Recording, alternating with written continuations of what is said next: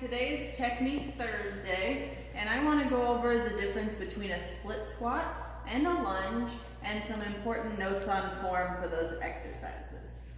The basic differences between split squats and lunges: split squats, which I've also seen called static lunges, you don't step in between every rep. You get your feet set and then you stay where you are. The split squat is more quad and knee dominant, so that's typically going to work the tops of your thighs more than a lunge, which with a lunge you can go several different directions and you step with each rep. And the lunge is more hip dominant, so it typically works your glutes and hamstrings more.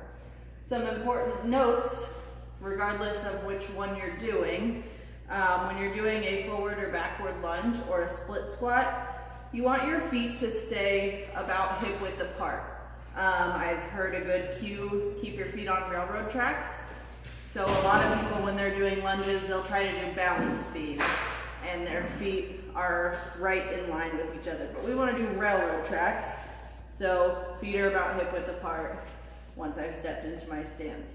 As I lower down into my split squat or lunge, my knees should end up at about 90 degrees. Ideally, I want to get really close to the ground with my back knee. If you're not strong enough for that yet, go as low as you can and work your way up to it.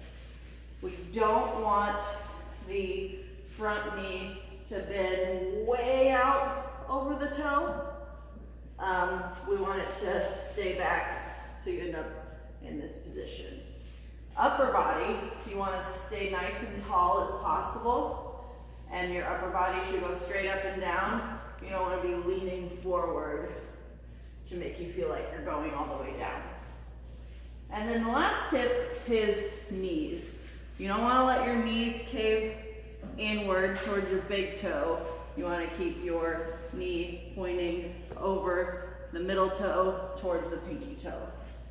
Same thing with the back knee. Back knee stays in line with the ankle and the toes, and you're going to be on the ball of your foot. I sometimes see people try to keep their heel down when they do lunges or split squats, and that's just not a comfortable position for your ankle. So up on the ball of your foot, everything stays in alignment. Those are my tips for lunges or split squats. Hope those help.